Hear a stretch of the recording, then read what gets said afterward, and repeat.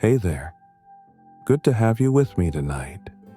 The rain's been falling steady out there, tapping on the windows like it's got nowhere else to be. I've got a story for you, one that takes us to a place I used to know. A boarding school, tucked away between hills where the pines lean heavy with fog. The kind of place where the air smells like wet moss and winter coats left to dry. It's about two kids who crossed paths there, Dorian Voss and Willa Marr. They called him the Astronaut, her, the Drumbeat Girl. Let's step into their world, nice and slow.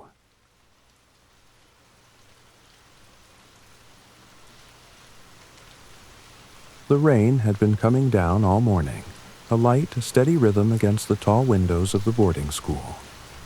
It was an old building, stone and wood worn smooth by time, nestled in a valley where the hills rose up like silent watchers.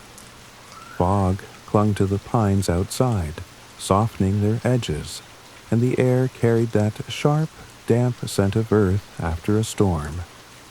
Inside, the hallways stretched long and dim, the kind that echoed when you walked them alone. Floorboards creaked underfoot, and the radiators thrummed faintly, warming the walls. It was a place where everyone seemed to be waiting. Students hunched over desks, teachers pacing with chalk-dusted hands, though no one could say exactly what for. Dorian Voss was one of those students, but he didn't fit the rhythm of the place. They called him the Astronaut, not because he talked about space or stared at the stars, but because he always seemed a little distant, like he was floating somewhere just beyond reach. He didn't say much. His voice, when it came, was quiet, almost swallowed by the sounds around him. His hands were always busy, though, ink-stained fingers peeking out from the black, fingerless gloves he wore every day. The gloves didn't quite hide the burns on his skin, faint scars that curled like old secrets. He never took them off, and no one asked why. He wore the same gray hoodie, oversized and faded, the hood pulled up most of the time like a wall between him and the world. At lunch, while the others crowded the dining hall, he'd slip away to the north stairwell, a narrow climb of stone steps tucked behind a heavy door. It was quiet there, overlooked by everyone else. A single round window sat high up near the roof, streaked with rain, letting in a pale, watery light.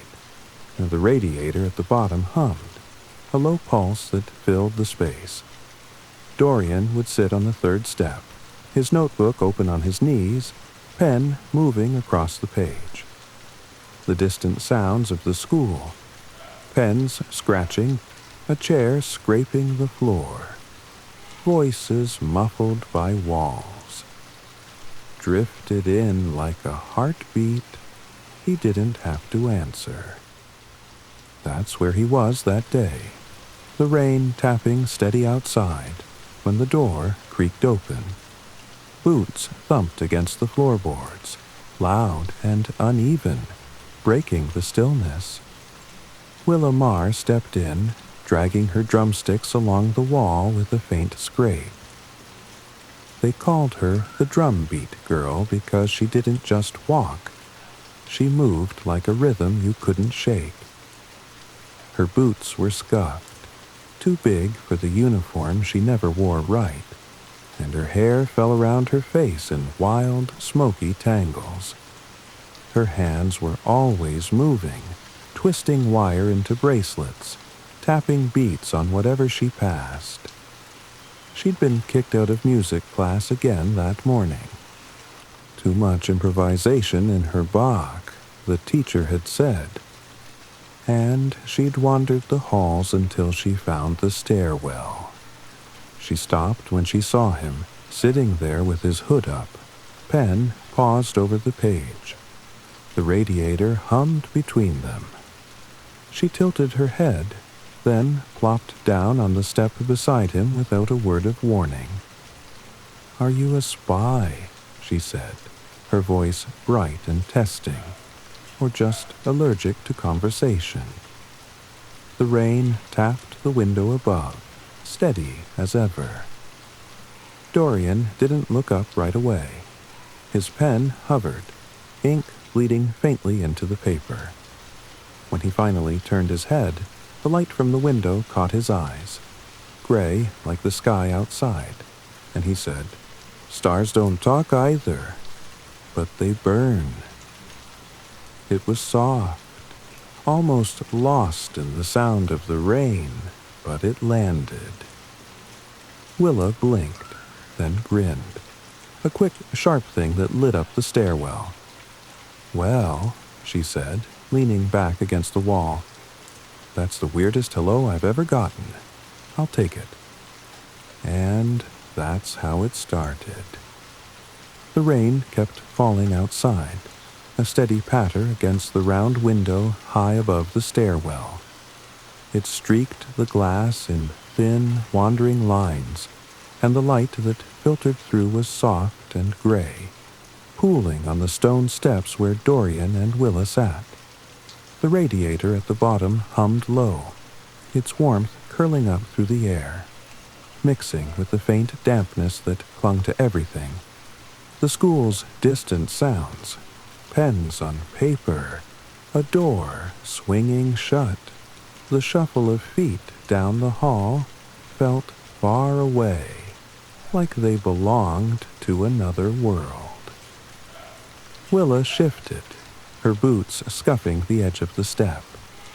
She twirled one of her drumsticks between her fingers, the wood worn smooth from use, and glanced at Dorian. He'd gone back to his notebook, his pen moving again, leaving trails of ink across the page.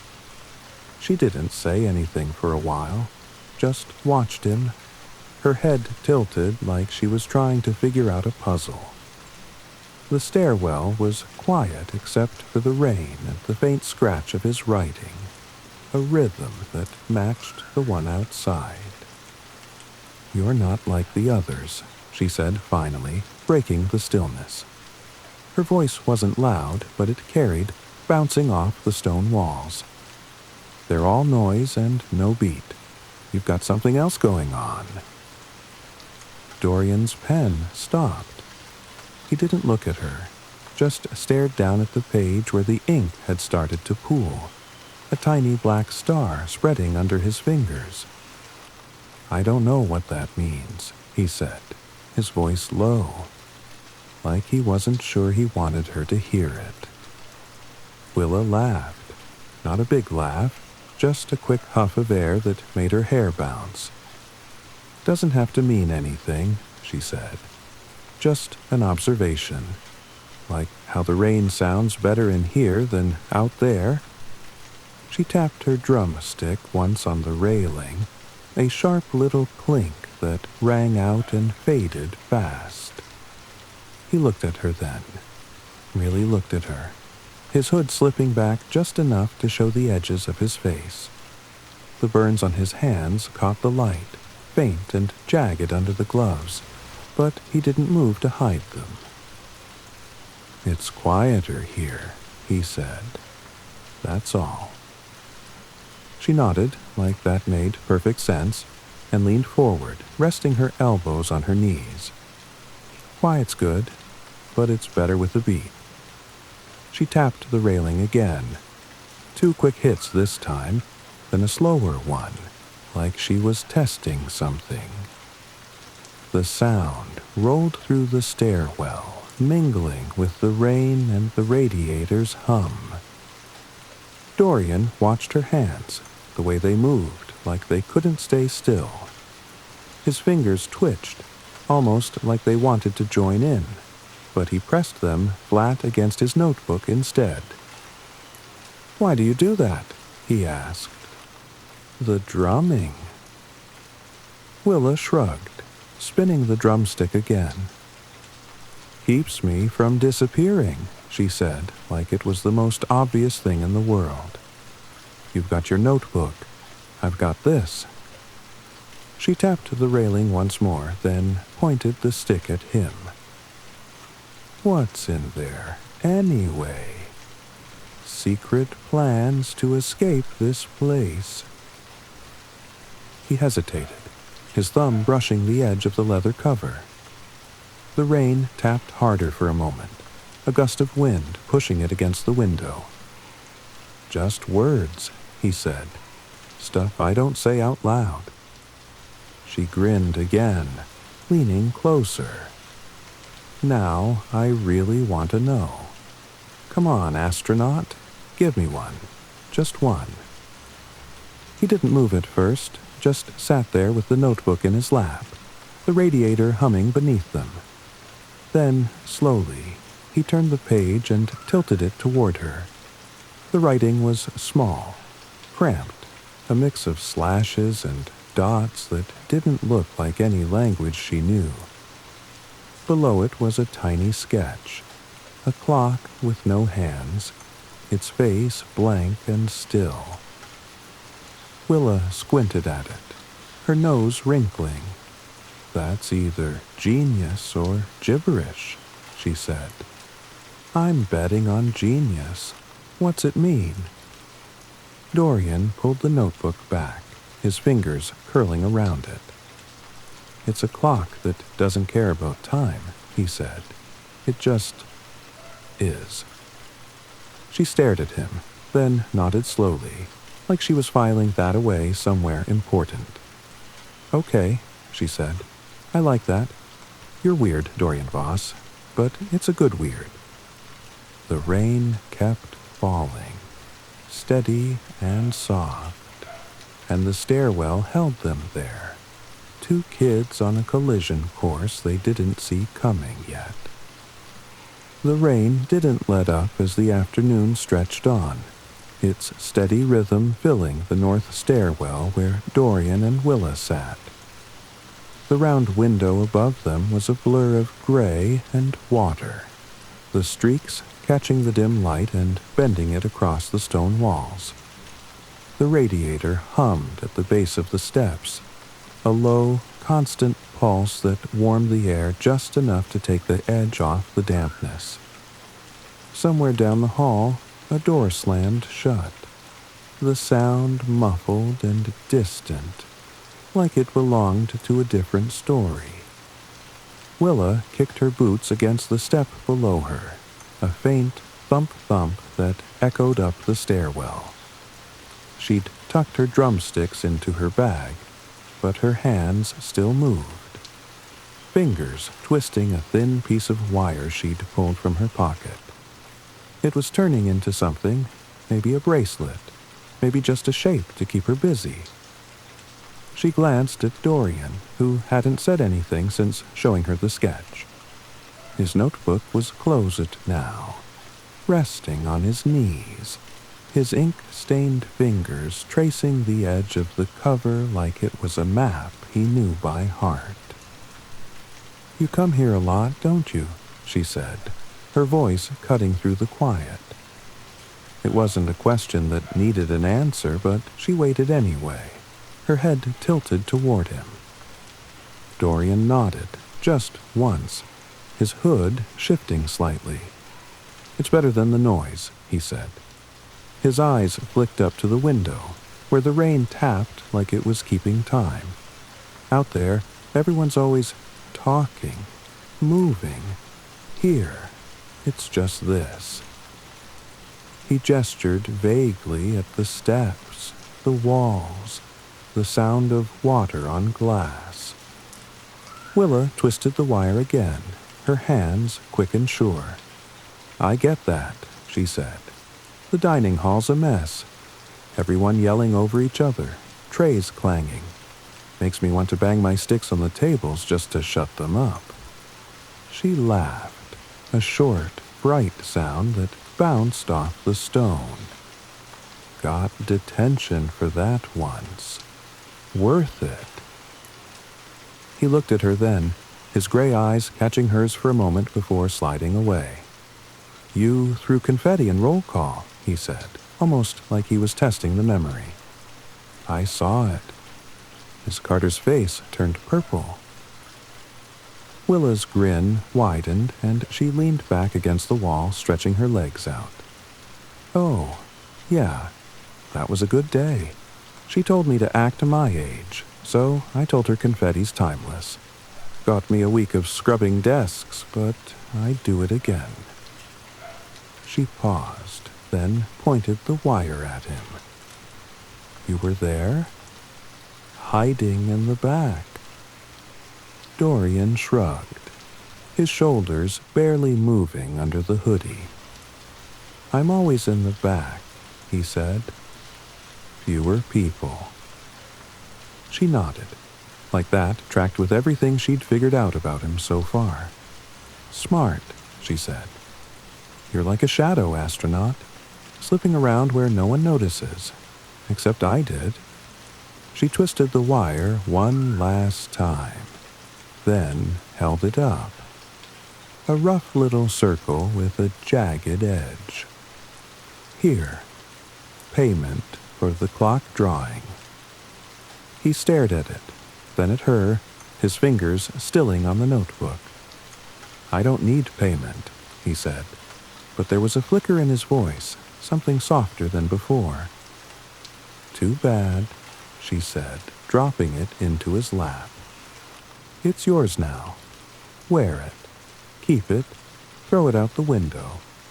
I don't care. Just take it. The wire bracelet landed on the notebook with a faint clink, and Dorian picked it up, holding it between his thumbs. The burns on his hands showed more in the light now, curling up from under the gloves like old lightning. He turned it over once, twice, then slipped it into his pocket without a word. The rain tapped on, steady and patient. Willa leaned her head back, closing her eyes for a moment. You ever think about running away from this place? She asked. Not like forever, just for a day. Out past the hills where the fog's thickest. Dorian didn't answer right away. He looked up at the window, the rain streaking it like a map of somewhere else. Sometimes, he said finally, but I'd come back. Nowhere else feels right.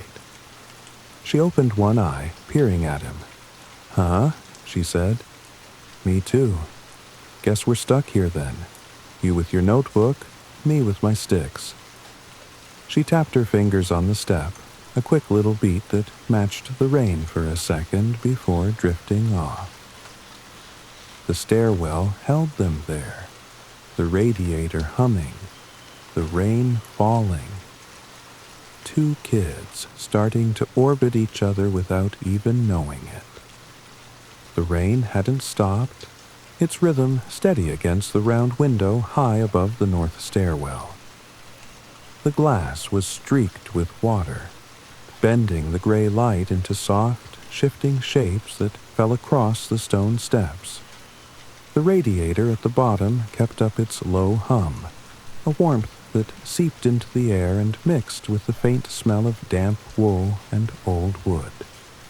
Down the hall, a bell rang, sharp and quick, signaling the end of lunch. But it felt far away, like a sound from someone else's day.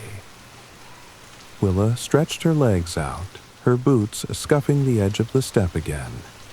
She'd pulled her drumsticks back out, resting them across her knees, but she wasn't tapping them yet, just holding them like they were an extension of her hands. Her hair fell in tangles over her shoulders, catching the faint light, and she glanced at Dorian, who was still turning the wire bracelet over in his pocket. He hadn't said anything about it since she'd dropped it in his lap, but she didn't seem to mind. You're quiet again, she said, her voice easy, like she was just pointing out the weather. What's going on in there? She tapped her temple with one of the sticks, then pointed it at him. Dorian's hand stilled in his pocket, and he looked down at the notebook on his knees. The ink stains on his gloves were darker now, smudged from the page he'd been writing on earlier. "Nothing's going on," he said, his voice low, almost swallowed by the rain. "Just thinking." "About what?" Willa leaned forward, resting her chin on her hand. "Clocks with no hands? Stars that don't talk? You've got a whole universe in there, Astronaut. Spill a little." He didn't answer right away. The rain tapped harder for a moment, a gust rattling the window, and he pulled his hood up higher, shadowing his face. "It's not a universe," he said finally. "It's just pieces. Stuff that doesn't fit anywhere else." Willa nodded, like that made perfect sense. "Pieces are good," she said. "Better than nothing. I've got pieces too, just louder ones." She tapped the drumsticks together once, a soft click that rolled up the stairwell and faded into the hum of the radiator.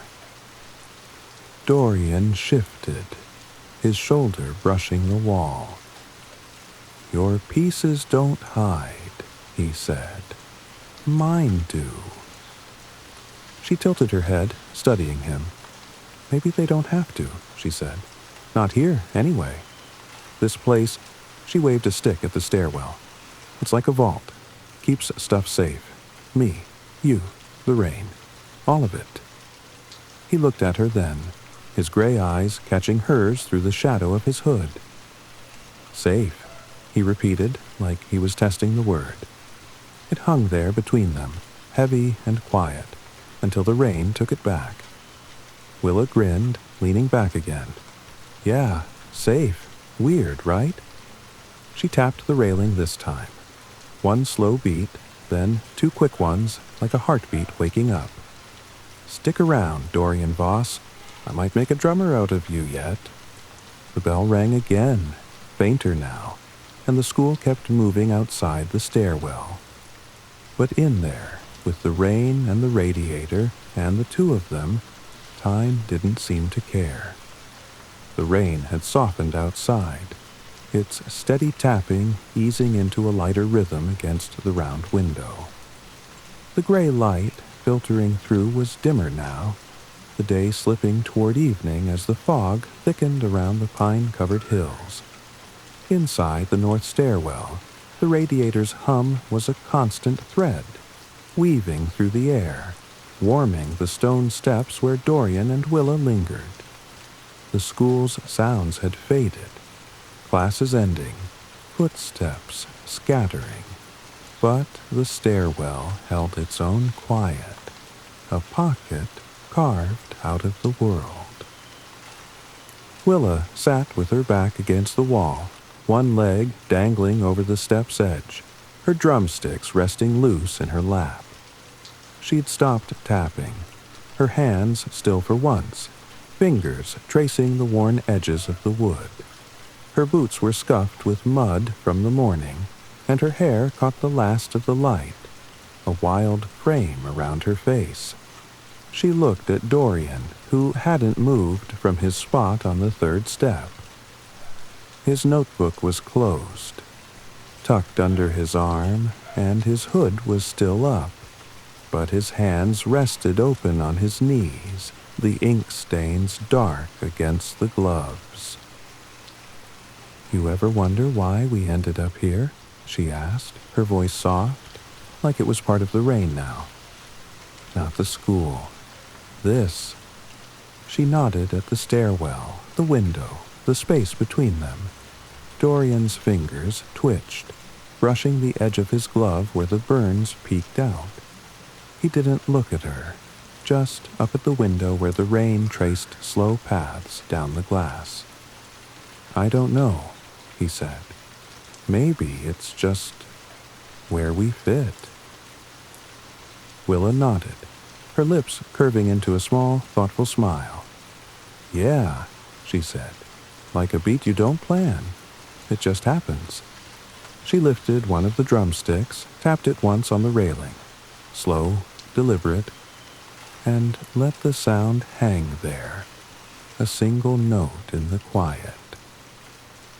He watched the stick, then reached out, his hand hesitating before tapping the radiator pipe.